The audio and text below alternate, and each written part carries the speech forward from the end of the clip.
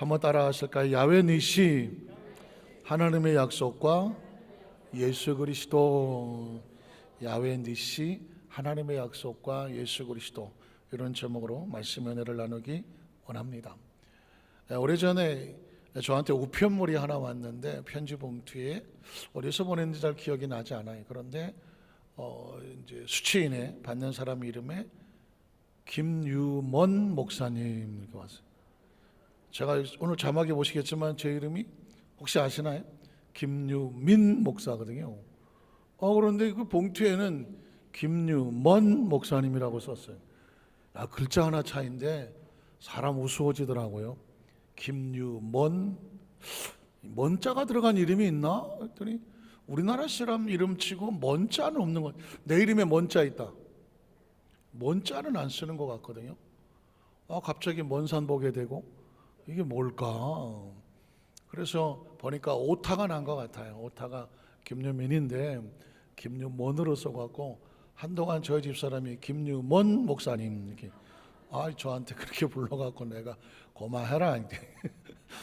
너무 신기하니까 김유먼. 근데 가만히 생각하니까 그 유먼이라는 이름도 괜찮은 것 같아요. 왜냐하면 예전에 미국의 유명한 배우가 스팅이라는 영화의 주인공 이름이 폴류먼이었거든요. 폴류먼.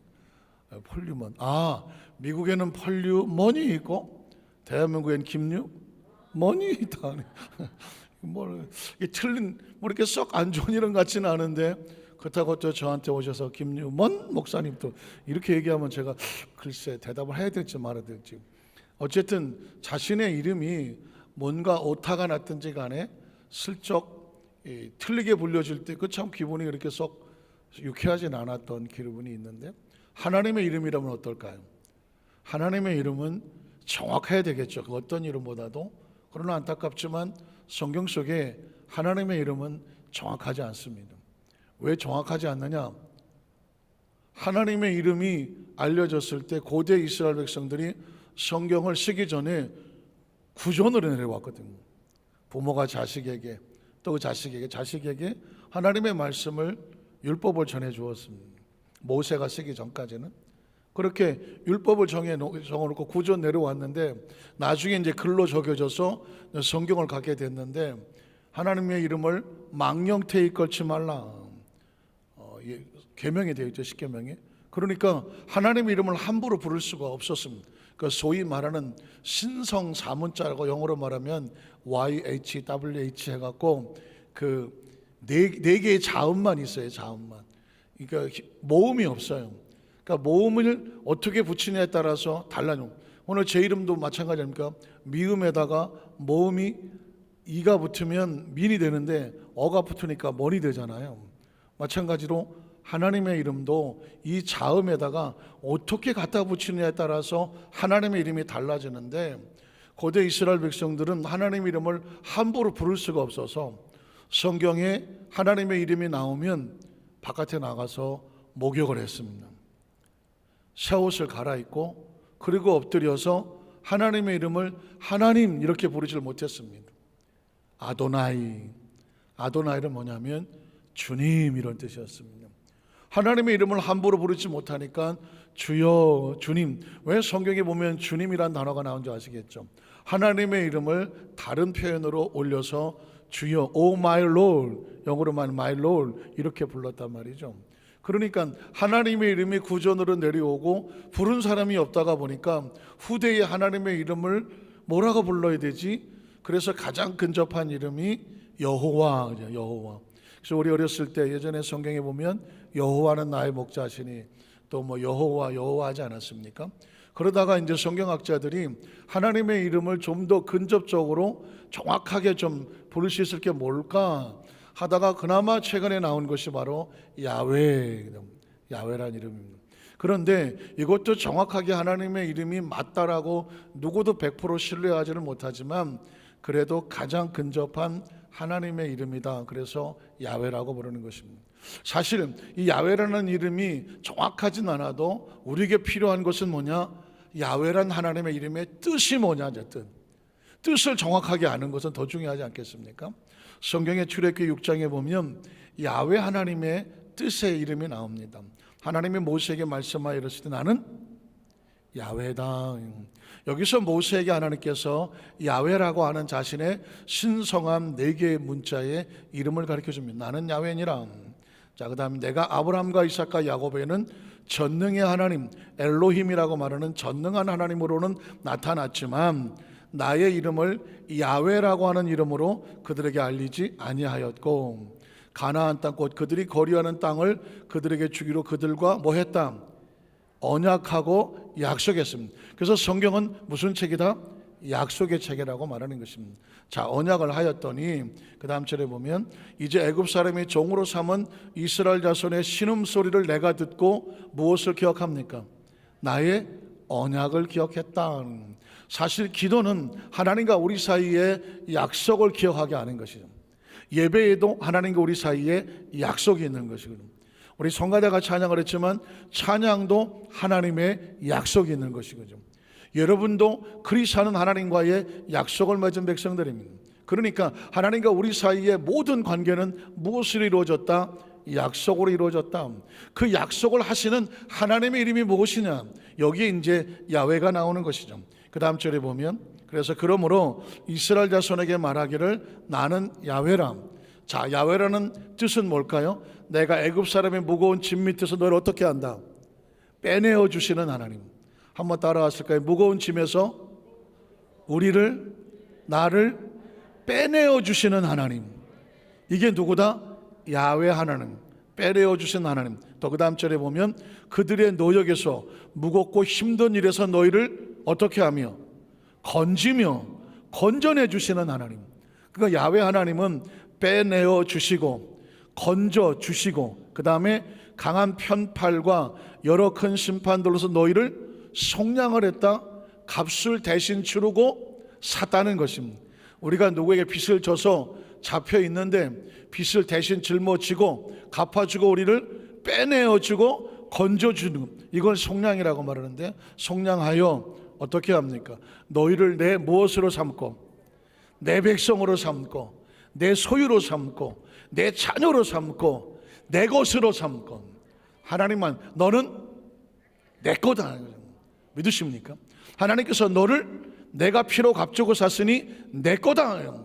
내 백성으로 삼고 그리고 나는 너의 무엇이 된다?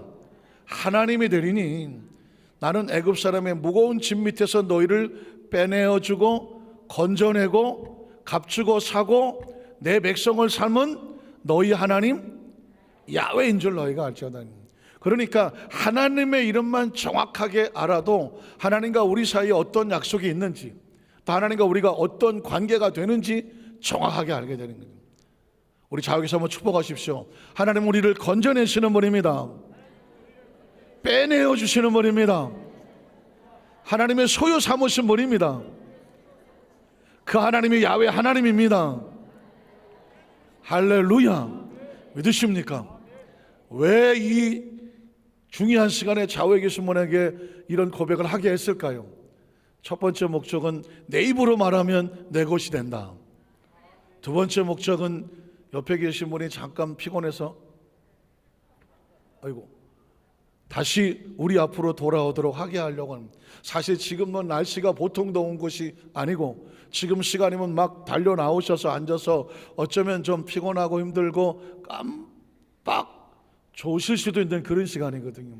그러나 여러분, 오늘 말씀은 여러분의 생애 속에 우리가 믿는 하나님에 대한 이름을 절대로 잊어버리면 안 되고, 우리가 수도 없이 불러야 될 야훼 하나님, 야훼 하나님, 야훼 하나님이기 때문에 야훼 하나님의 이름의 뜻을 정확하게 새겨야 됩니다. 우리 첫 번째로 자기 백성을 건지시고 보호하시는 하나님의 모습을 한번 살펴보겠습니다.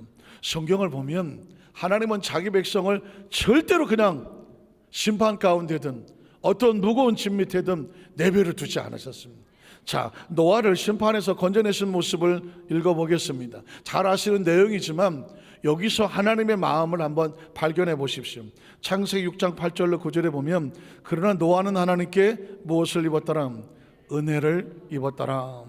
그리고 그 다음 절에 보면 이것이 노아의 조건이라 노아는 의인이고 당대의 완전한 자라 그는 하나님과 동행하였으며, 이게 뭐가 대단할까? 아니, 그 시대의 모든 사람이 흑암에 어둠에 갇혀 있어서 심판이 대상이 되고 있을 때 유일하게 이 노아는 하나님 편에 섰던 사람이라, 그래서 의미가 있는 것이죠. 자, 하나님과 동행하였으며, 그 다음 절에 보면 하나님이 노아에게 이르시되 모든 혈육 있는 자의 포악함이 땅에 가득하므로 그 끝날이 내 앞에 이르렀으니 내가 그들을 땅과 함께 멸하리라. 안타깝지만, 잘 쓰고 싶지 않은 말이지만, 이 피조물이, 생명이 창조주인 하나님과 분리되거나 단절이 되면 안타깝지만 그 생명은 죽은 자와 같아요. 그 생명 자체가 심판과 같아요. 여러분, 죽음이 뭘까요? 죽음은 육체와 영혼이 분리되는 거예요. 죽음은 단순합니다. 영혼이 떠나면, 육체만 남으면 뭐라고 말하냐면 죽었다고 말하는 거예요. 죽었다고 말하는 거예요. 그러면 우리 창조주가, 사람이 하나님과 분리되면 살까요? 죽을까요? 살 수가 없어요. 이건 죽은 자와 같아요. 예전에 어느 그 개그맨 코미디언이 그런 말을 했죠. 지구를 떠나거라. 조크가 아니죠. 사람은 지구를 떠나면 삽니까? 죽습니까? 그건 죽는 거예요. 마찬가지입니다. 인간은 존재적으로 하나님과 단절되면 그냥 그게 심판이에요. 그런데 이 노아의 홍수 시대 하나님께서 하나님을 떠난 백성들을 홍수로 심판하시겠다. 그 심판 가운데 하나님은 노아와 같다 하나님의 자녀를 어떻게 하시나? 오늘 보니까 14절에 너는 고페르나무, 고페르는 것은 잣나무를 말하는데, 잣나무로 누구를 위해서? 너를 위해서 무엇을 만들어라? 방주를 만들. 심판의 반대는 방주입니다. 기억하십시오. 모든 사람이 심판으로 생명을 잃어가는 상황 가운데 하나님은 자기 백성을 건지기 위해서 무엇을 만들게 하신다? 방주를 만들게 합니다. 방주가 무엇입니까? 홍수 가운데서도 물 한 방울 튀지 아니하고 그 홍수를 견뎌내고 살리게 하는 도구가 뭐예요? 방주거든요.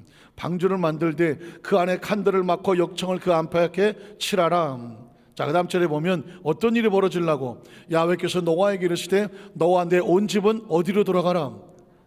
뭐 할 때가 가까웠으니, 심판할 때가 가까워. 이제 곧 폭우가 쏟아질 건데 심판에 살아남으려면 어디로 돌아가라?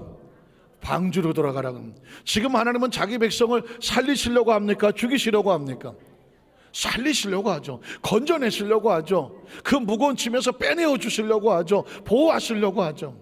우린 방주도 중요하고 심판도 중요한데, 그 상황 가운데 하나님이 우리를 어떻게 생각하시는지 하나님의 마음을 보고 싶은 거예요. 방주는 뭐냐? 우리를 살리고 싶어하는 누구의 마음이다? 하나님의 마음이거든요.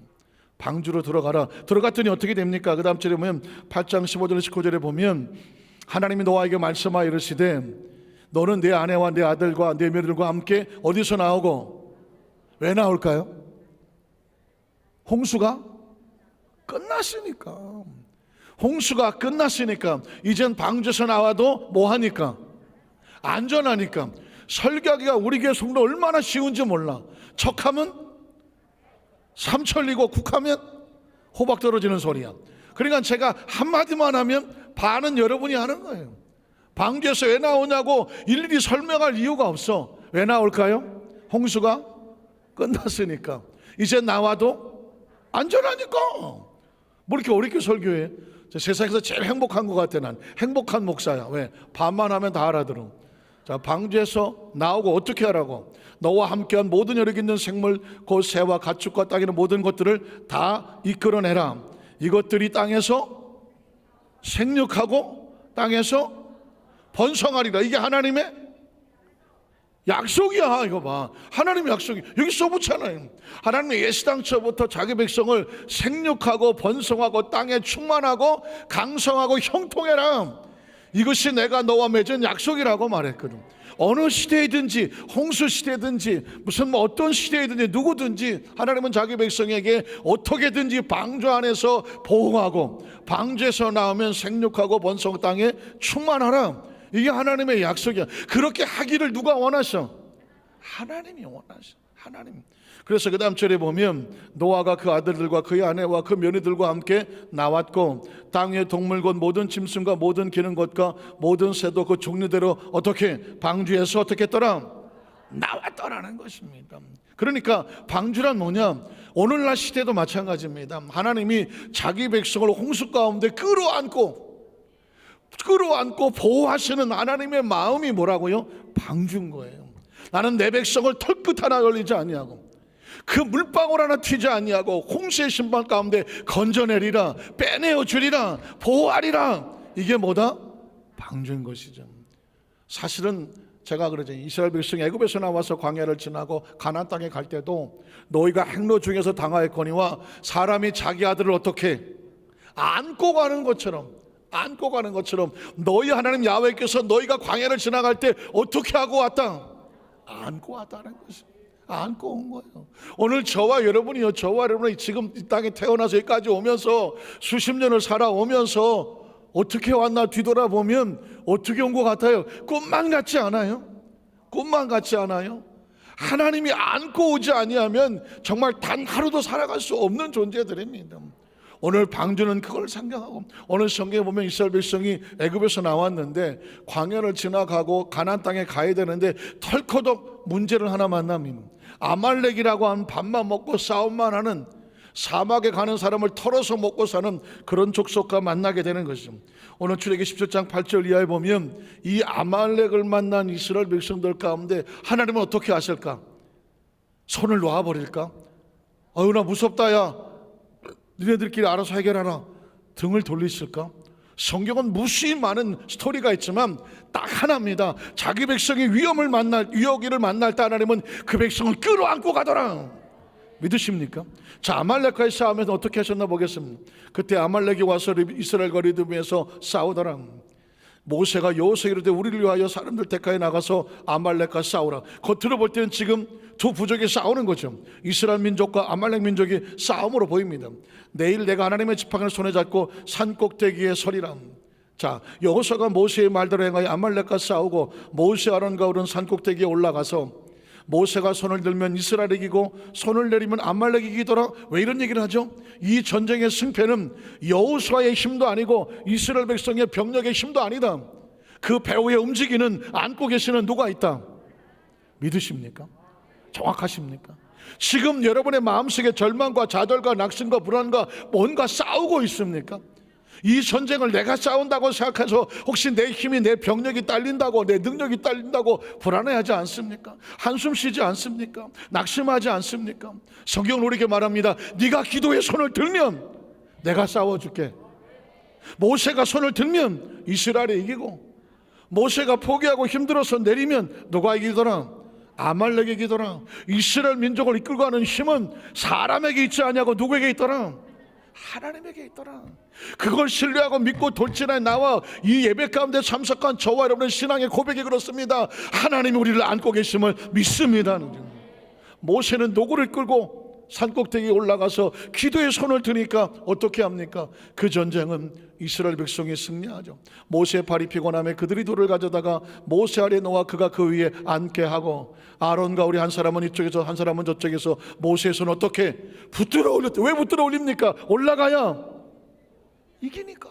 올라가야 이기니까. 그러니 설교가 얼마나 쉬워.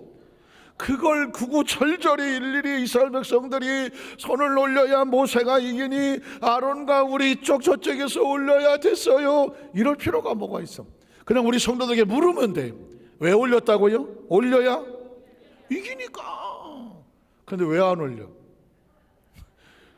기도하는 백성들이 왜 기도를 할까? 내가 왜 기도를 할까? 기도하는 가운데 우리를 감싸고 계신 하나님께서 역사하시고 운행하심을 믿으시기를 주님의 이름으로 축원합니다.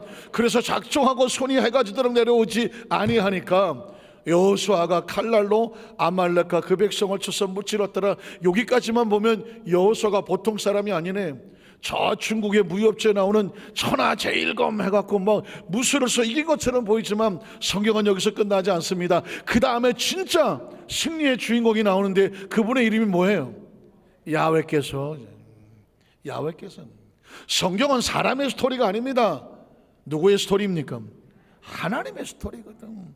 야훼께서 모세에게 이르시되 이것을 책에 기록하여 기념하게 하고 여호수아의 귀에 외워 들려라.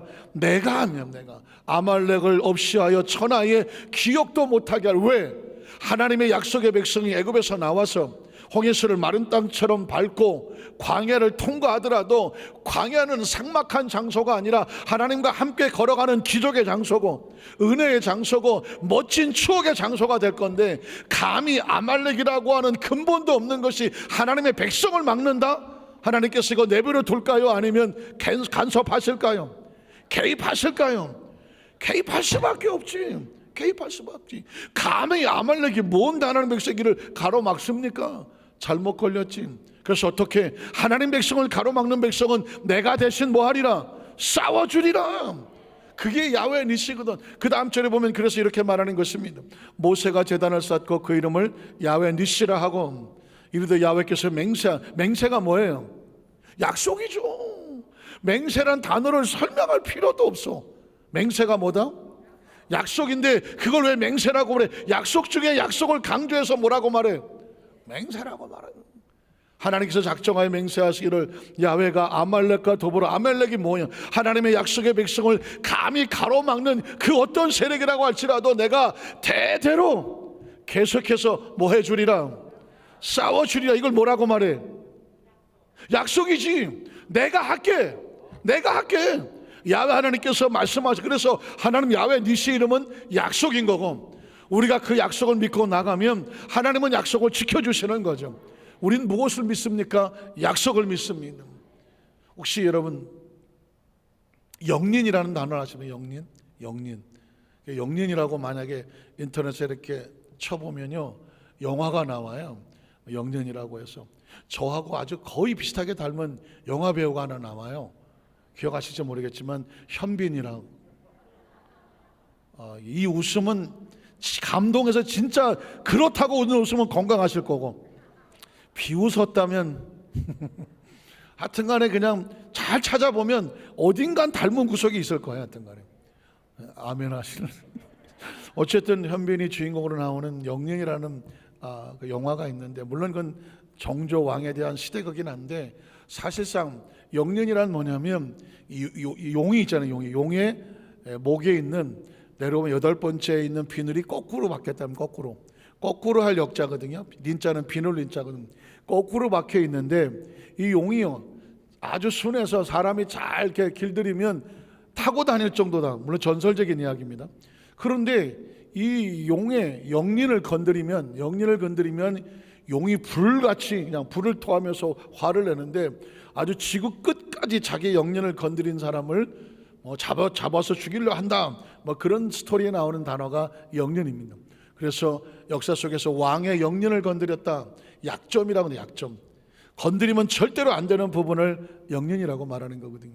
그런데 우리가 왕의 분노까지는 안 되더라도 모든 사람들의 영린이 있어. 다른 건 다 참아도 난 절대로 이것을 못 참는다. 모든 사람이 못 참는 한 부분 영린이 있는데, 그 영린이 뭐냐? 자식이야. 자식. 여러분 동물의 왕국 이런 데 보십시오. 짐승들도요, 말 못하는 새들도요, 자기 새끼를 건드리면 죽자 사자 합니다. 동물의 왕국에 보니까는 나무 꼭대기에 까치가 새끼를 이렇게 놓았는데, 구렁이란 놈이 낼름거리면서 그 까치를 새끼를 잡아먹어 올라갑니다. 그 모습을 어미까치들이 보았습니다. 어떻게 할까요? 게임도 안 되지만 그 어미까치들이 그냥 돌진을 해서 그 구렁이에 머리통을 향하여, 몸통을 향하여 그냥 돌격이처럼 가서 쪼아대는 것입니다. 평상신 근처도 안 가지만 지금 무엇을 잃게 됐습니까? 내 새끼를 잃게 됐어. 아무것도 안 보여. 그냥 쏘아대고, 그리고 막 깍깍 소리를 질러서 자기 친구들을 불러. 지금 내 새끼가 위험하게 됐으니까 나를 도와달라고. 그럼 여기저기서 그 까치들이 와서 막 구렁이를 쪼아대니까 구렁이가 막 비실비실하고 내려 도망을 가더라고. 그뿐만 아니죠. 마찬가지 아닙니까? 여기서 저와 여러분이 아무리 평생에 호인이고 내가 사람 좋기로 소문났다고 할지라도 뭘 건드리면, 내 새끼 건드려서 참아낼 사람은 아무도 없어. 누군가 내 새끼를 건드리는데 그냥 적당히 손 봐주세요. 그럴 부모가 있습니까? 아무리 참아도 딴 건 못 참아. 내 새끼는 못 건드리는 거는 못 참아. 그게 모든 인지상정이거든. 성경에 보면 하나님의 영린이 있더라고. 하나님이 다른 건 다 참아주시는데 못 참는 게 있는데 보니까 하나님의 백성을 건드리는 건 못 참더라고. 하나님의 백성을 건드린 건 못 참아. 이스라엘 백성들이 애굽에서 나와서 할 수 없이 남의 집살이를 내 430년 동안 300만 만드느라고 잠시 고난은 있었지만 하나님은 그 백성이 영원히 남의 집살이 시키지 않거든. 끄집어내거든. 뭐가 있기 때문에? 약속이 있기 때문에 그 약속대로 끄집어내거든. 바로의 군대가 당시 최강의 군대가 막 병거를 오늘날 탱크 같은 걸 몰고 와서 건져내렸지만 감히 바로가 이 따위가 하나님 백성을 건드릴 수가 없죠. 다 그냥 홍해수에 수장을 시키고 끝나버려. 광야를 나와서 지금 가나안 땅을 가야 되는데 아말렉이 게임도 안 되는 것들이 감히 하나님 백성을 건드립니까? 어떻게 합니까? 그래서 하나님 뭐 한다고 막 내가 대대로 싸워줄게. 좀 성경의 사실 스토리를 보면 이 성경은 뭐냐, 하나님이 자기 백성을 어떻게 지키셨는가, 어떻게 안고 오셨는가, 어떻게 보호하셨는가, 어떻게 끌고 가시는가, 천국까지 어떻게 끌고 가시는가, 이 스토리와 약속이 성경인 거죠. 하나님은 자기 백성은 다른 건 참는데 뭘 못 참는다? 자기 백성을 건드리는 건 못 참나. 자기 목숨을 던져. 요한복음 3장 16절에 보면 하나님이 세상을 이처럼 자기 백성을 사랑하셨어. 독생자 자기 생명을 쏟아부어서 누구든 저를 믿는 자마다 멸망하지 않고, 멸망하지 않는 게 뭐예요? 건져내서 어디까지 끌고 가는 영생을 얻게 하려 하심이라. 십자가는 하나님이 자기 백성을 얼마나 사랑하시는지 자기 몸을 찢어서 보여주는 것입니다. 십자가는 영린을 건드린 자기 백성을 어떻게 건져내시고 그것을 건드린 마귀세를 어떻게 심판하시는지 그걸 보여주는 게 성경이거든요. 그러면 여러분, 우리는 여기서 야훼 하나님과 예수님은 어떤 관계가 있는가, 이걸 살펴보면 이제 말씀이 정리가 되는 거죠. 자기 백성을 위해 직접으로 싸워주시는 예수 그리스도. 사실은 예수님의 이름의 뜻이 뭐예요? 가만히 살펴보니까 예수님의 이름은 야훼와 같아. 마태복음 1장 21절에 보니까 아들을 낳으린 이름을 예수라 하라. 뜻은 자기 백성을 저들의 죄에서 건져내는 거예요.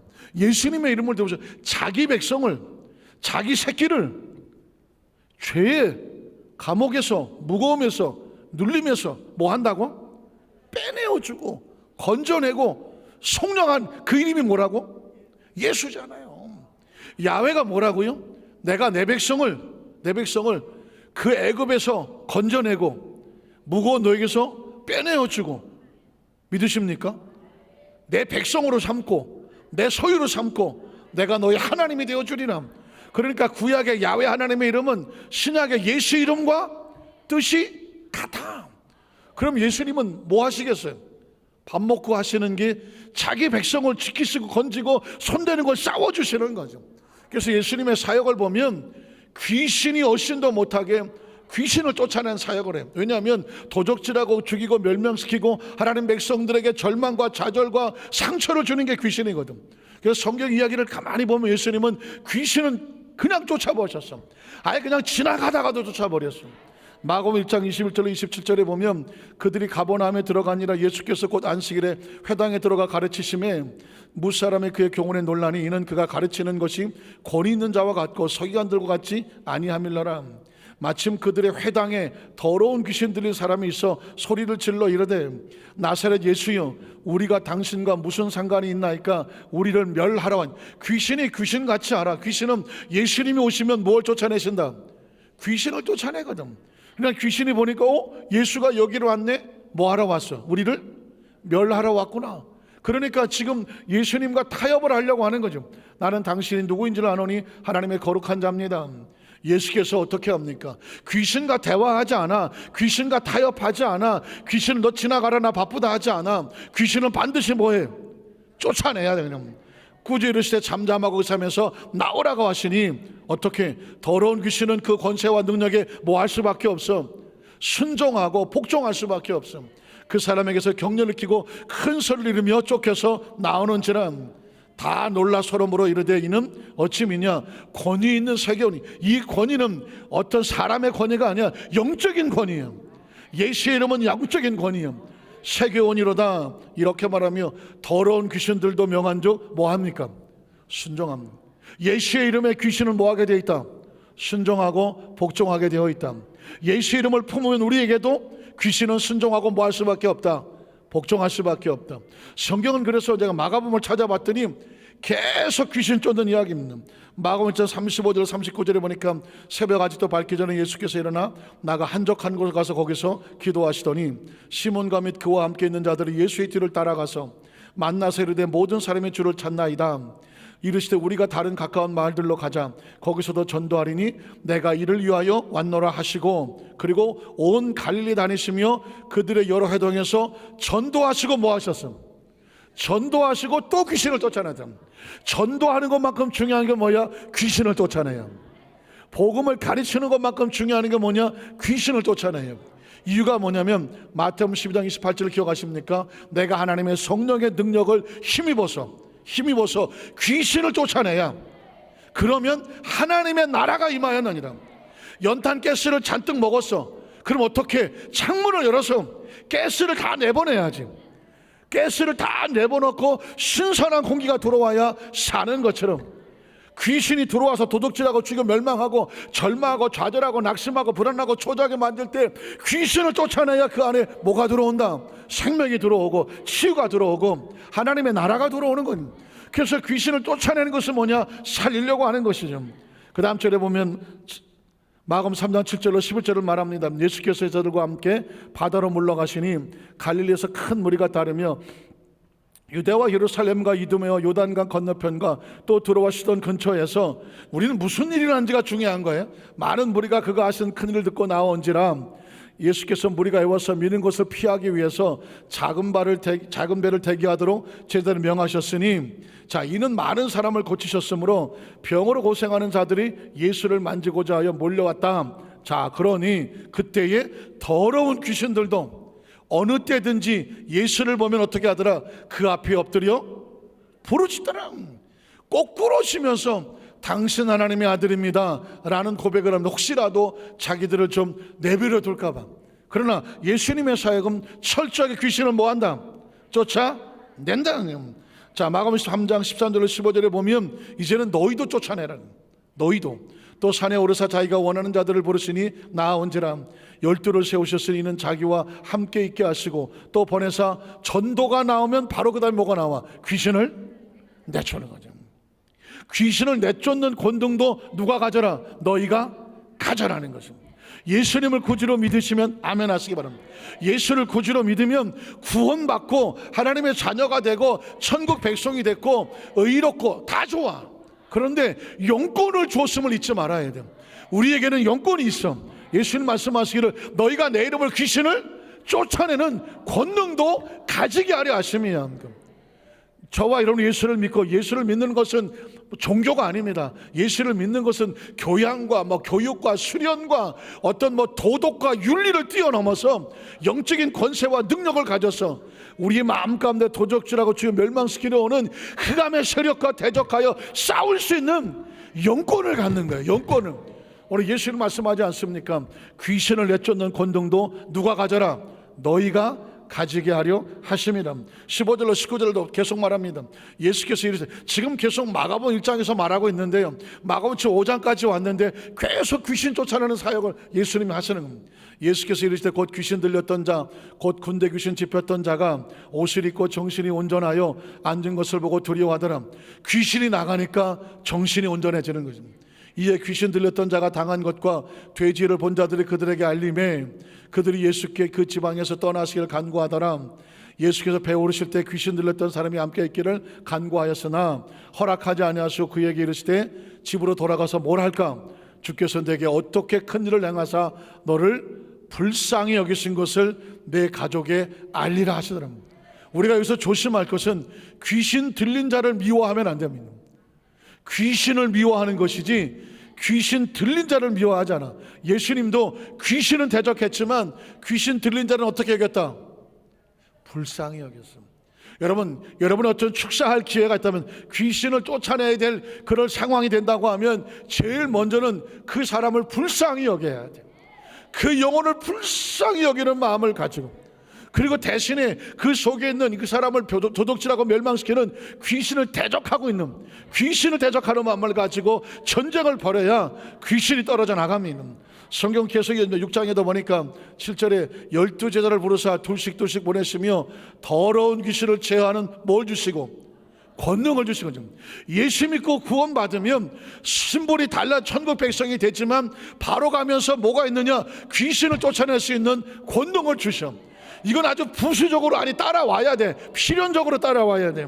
마가복음 9장 25절 29절에 보니까 예수께서 무리가 달려 모이는 것을 보시고 그 더러운 귀신을 꾸짖어 이르시되 말 못하고 못 듣는, 아마 앞으로 더 제가 말씀하겠지만 귀신을 쫓아내는 축사 사역을 할 때 반드시 물어야 돼.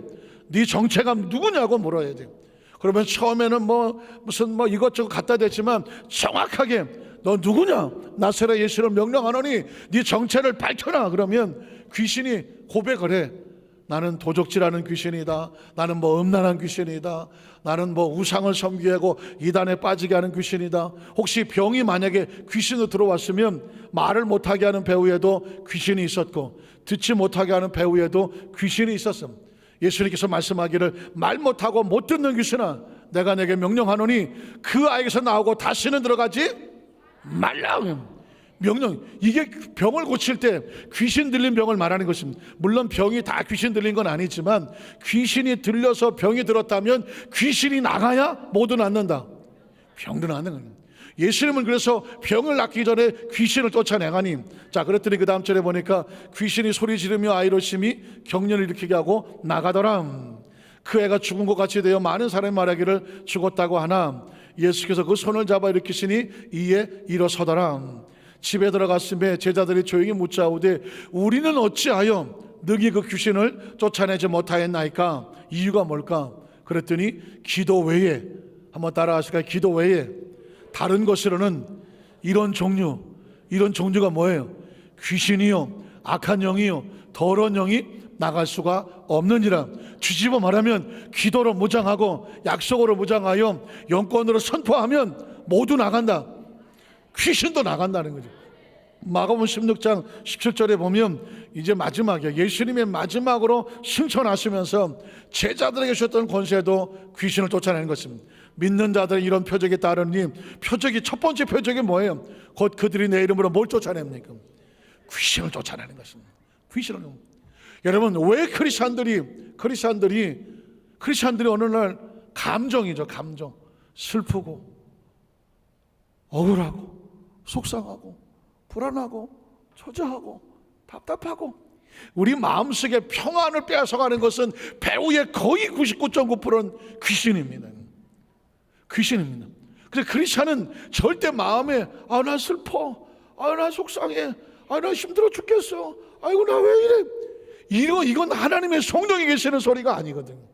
마음에 그런 마음이 왔을 때 아유 나 좀 위로해줘, 아이고 나, 이게 아닙니다. 마음속에 이런 절망과 좌절과 낙심과 두려움이 감정이 솟구쳐 올 때에 우리 여도수 만삭교회 성도들은 바로 영적으로 대절해야 돼요. 나사렛 예수 이름으로 명령하느니 내 마음의 절망과 좌절과 낙심과 서운함과 불안함과 초조함과 내 마음의 미움과 원한과 하나님의 생명을 빠져나가게 하는 대적하는 원수마귀야 예수 이름으로 묶임받고 떠나갈지어다 계속 대적을 해야 돼요. 여러분 우리는 기본으로 살지 않아요. 영으로 삽니다. 사람은 육으로 살지 않습니다. 하나님께서 나온 말씀으로 살아갑니다. 그러니까 영적으로 대결하고 지금 내 마음을 충동하고 서운하게 하고 섭섭하게 하고 세상으로 달려가게 하고 육으로 빠지게 할 때마다 깨어서 기도하되 영적인 대결이 필요한 것입니다. 그래야 귀신이 떨어져 나가야 뭐가 임한다고요? 하나님의 나라가 너희 가운데 임하였느니라. 믿으십니까? 말씀을 정리하기 원합니다. 하나님께서 아말렉 족속이 이스라엘 백성을 가로막을 때 내가 싸워줄게. 감히 하나님 백성을 누가 손댄단 말인가? 마찬가지로 예수님의 사역도 야훼와 같아서 누구든지 귀신이 들렸을 때 귀신을 쫓아내고 내가 살려줄게. 살리셨습니다. 오늘 저와 여러분 하나님을 알고 우리 예수님을 믿습니다. 우리의 삶 현장 가운데 다가오는 가정의, 사업의, 직장의, 공동체에 불안하고 초조하고 어둡고 뭔가 영적인 평안이 없을 때 바로 대적하여 물리치고 마음의 평안을 가지면 귀신을 한 길로 왔다 7길로 쫓겨나가는 것입니다. 영적 전쟁에 승리하고 늘 야훼 니시 승리의 주인공이 되시기를 주님의 이름으로 축원합니다. 기도하겠습니다. 하나님 아버지 감사합니다.